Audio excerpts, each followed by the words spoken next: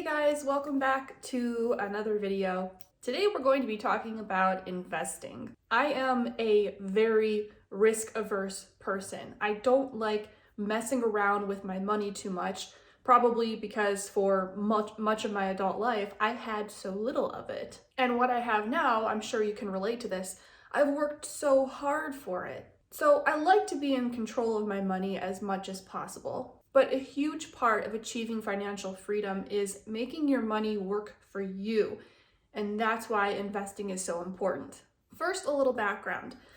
Growing up, I was taught to save everything, save every last penny, and that's how you become secure and stable. I do think you need that cushion, that safety net, money to fall back on in tough times. However, unless you make a ton of money, saving alone isn't going to cut it. Most of us don't make enough money so that once we hit retirement age, we could live off of savings alone. When you put all of your money away into savings, not only does it just sit there, but it actually decreases in purchasing power through inflation. When you invest, even though there are fluctuations and even though there is some risk involved, if you do it strategically, then over time, your money should ideally increase, in some cases, substantially.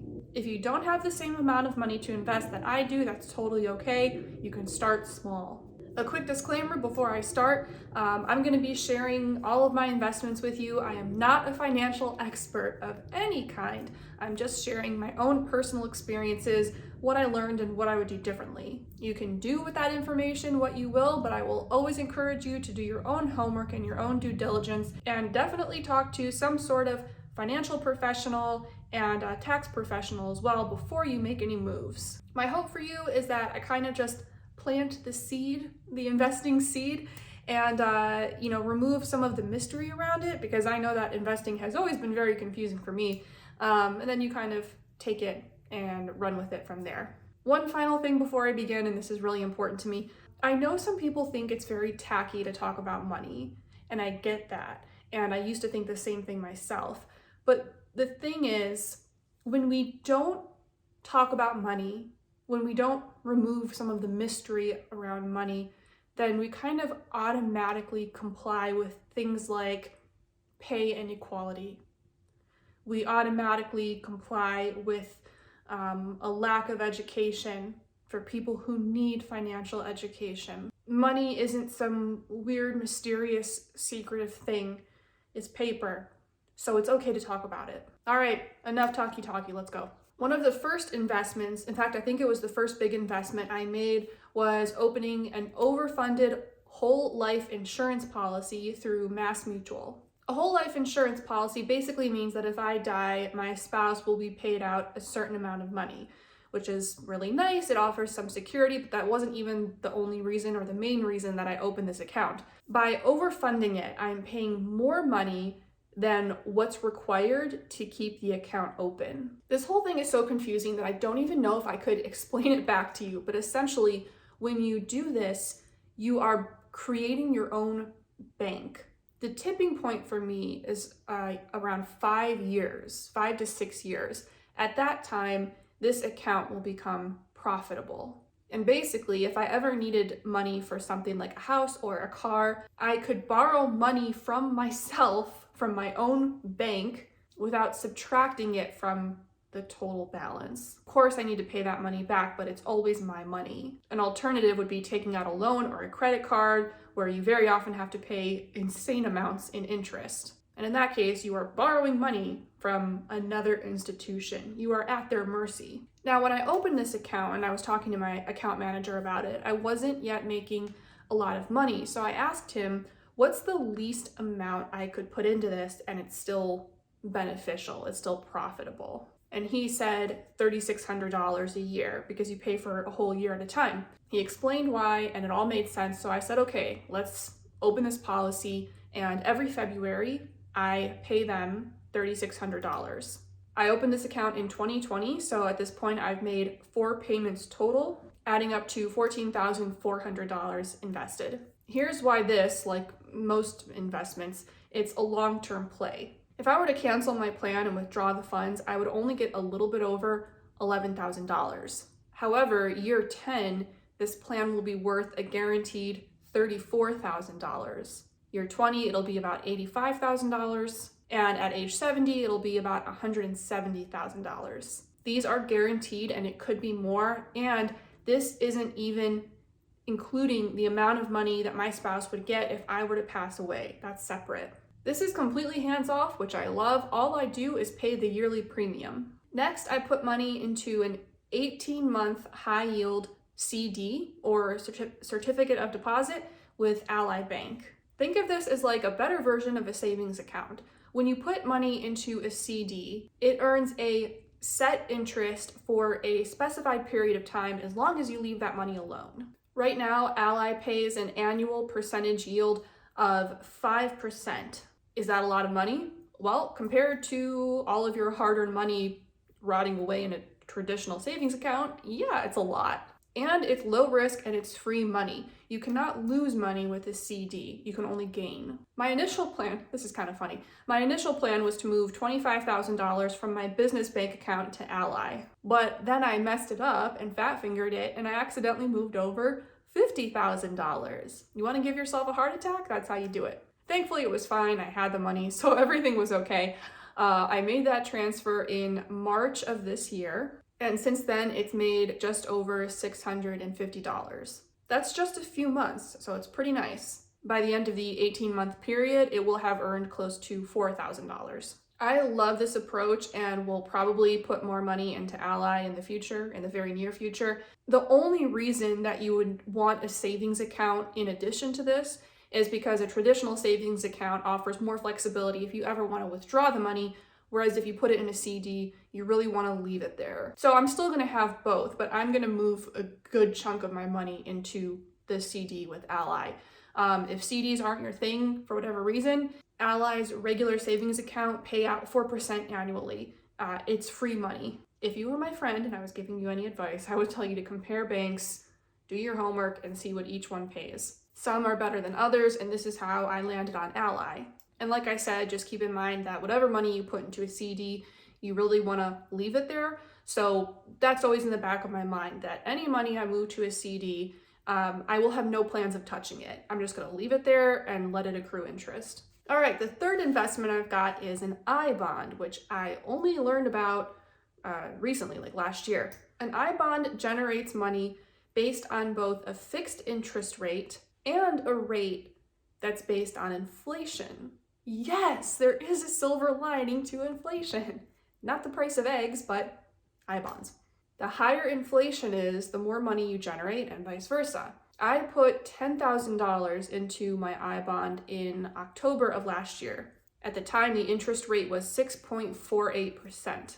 These rates get adjusted every 6 months, so that number could go up or down. But like CDs, you cannot lose money. You can only earn. So far, I've made about $400 on this. Fourth, as an employee of my company, its only employee, I have a 401k. The 401k is through Vanguard. Now, as both the owner of my company and its employee, and this is something I would tell you to be aware of if you were to take this approach, I technically put money into this twice. My company puts money into it, and I put money into it. But you're not spending. This is not an expense to me. It's an investment. My money is earning money. I've had this 401k for a couple of years now, and every year I contribute a total of $20,500 to it, and it's currently worth a little over $74,000. Next, I actually forgot about this one up until recently because it just runs on autopilot, and I forgot I had it, which is not good.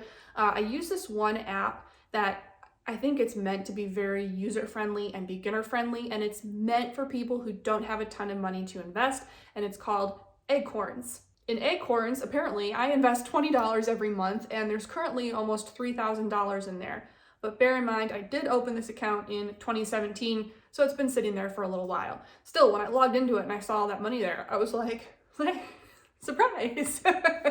I like apps like this because you can start small and you can stay small if you want. Still do your homework. Just because, it's user-friendly and beginner-friendly doesn't mean you want to just go ham and not do your due diligence. You still want to have an idea of what you're getting into, but apps like this are a really good place to start. One thing I did, and even though it's been a long time, I can remember doing this research before I created this account. I was looking up online the best apps to compare them because there are all different kinds, and it really comes down to kind of like reading the fine print. Some of these apps work by taking a monthly withdrawal from you. So like in the case of Acorns, I invest $20 every month. Others do this thing where how do I explain this? Whatever purchases you make, they round up. So let's say I bought a coffee for $4.80. They would round it up to $5, and they would take that extra 20 cents and invest it. They invest your change, essentially.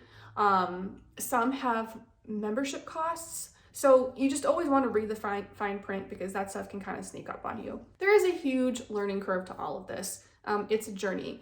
I've said before on my channel that I've stopped saying I'm not a numbers person because I feel like that's a self-fulfilling prophecy, but I am not naturally inclined to understanding numbers, but I've been working to change that and get more comfortable and more confident with numbers and spreadsheets and money, because it finally hit me, a few years back that savings alone won't be enough, and I don't want to work forever. I would like to retire or semi-retire early if I can and live my life. So if you're hearing all this and you're like, oh, I can never figure that out, honey, I hear you because I'm the same way. It just comes down to taking one thing at a time and take your time with it to understand it. You don't have to understand all of it. I still don't know anything about the stock market, but the investments that I've got don't demand that I understand the stock market, which is really nice. If I were to go back and do this all over again, I think I would have first looked into I-bonds and CDs. Acorns is nice too. The barrier to entry with these methods is lower and they're low risk, which I love. Sure, the gains might not be as huge, but because I'm so risk averse, I would rather try a bunch of low risk investments and make a little less money on each than go big and potentially lose big. I know some people get a thrill out of that, like they get high off of it. I do not. The overfunded whole life insurance policy, it's so confusing that I can't even figure out how to explain it to you. And I don't mean this in a way like, oh my God, it's so complicated, you wouldn't understand. I don't even fully understand it. What I know is that I spent many, many months learning about it and having other people explain it to me. In fact, I think I even took a course on it. And I didn't trust it at first. I thought it was, I didn't think it was a scam. I thought it was like too good to be true. But then I started learning that a lot of like very wealthy people are doing this. It's just not super common knowledge yet. Once I was comfortable with it, I pulled the trigger. And I told you, I invested the lowest amount of money I could where I would still see profit from it. I would not pursue this as a first time investment experience. I want to stress this again. I've learned that investing is a long-term thing. I only invest money that I know I won't miss. Something else I learned is that, and this was one of the reasons I was so hell-bent on saving and never investing, investing doesn't have to be super duper high risk. With the investments that I've got, that I've shared, I don't know how I could lose big. I don't think it's actually possible. With the overfunded, the whole life insurance policy, Mass Mutual has like the best track record ever. Things don't go wrong with it. And the other investments like, I-bonds, CDs, which I know some people wouldn't even call a CD an investment. When I say investment, I mean that my money is making me money. I can't lose. I can only gain, and it might be a very marginal gain, but my money is going to make me money. That's the point. And I also I feel like these days we have so many more beginner-friendly options for investing, and I don't always think that was the case. I feel like there was a time when you pretty much had to understand how the stock market works if you wanted to be an investor, and that's just that's not the case. So if I were to do this again, I would pick one approach, I would learn a little bit about it, and test it out with a small amount of money. The next thing on my list, which admittedly I've been kind of dragging my feet with, is peer-to-peer lending. In fact, what's the website I settled on? So I'm going to use Upstart. I compared a bunch of different platforms, and this is the one I settled on for now. Peer-to-peer lending is basically, let's say you wanted to take out a loan and borrow money for a car or whatever. You could go to a bank, or you could use a peer-to-peer lending platform, which is exactly what it sounds like. It's one individual going to another human being, and you just borrow money from people. There are still lots of safeguards in place. It's a formal agreement, but you're not going to a financial institution. You're going to another person. So in this case, I would be lending various amounts of money to other people. That's something I've been really curious about, so I read about it a lot, and that's probably going to be the next thing I try. I hope this removed some of the mystery around investing and maybe gave you a little hope that you can do it. You know, again, I'm not a financial expert. I'm not a stock market expert. Numbers are a process for me. I have to learn to become more comfortable with them. I've talked on this channel many times before about I used to have very little money. I used to sleep in a bed with cockroaches, for Pete's sake. I'm not like naturally knowledgeable about these things, and no one handed them to me. There was a learning curve. There continues to be a learning curve, but it's worth it. You know, between my husband and I, we are setting ourselves up for a very stable financial future. Our goal is to retire or semi-retire by our early 40s, and we're on track for that, which I never thought would be possible. All right, that's all I got for you today. Bearing in mind that I don't know everything, if you have any questions, I love hearing from you in the comments, and I respond to almost everyone. Or if you just like this video and you can offer some feedback, let me know so I know what kinds of content to create in the future. And as always, thank you for watching, and I'll see you next time. Love you.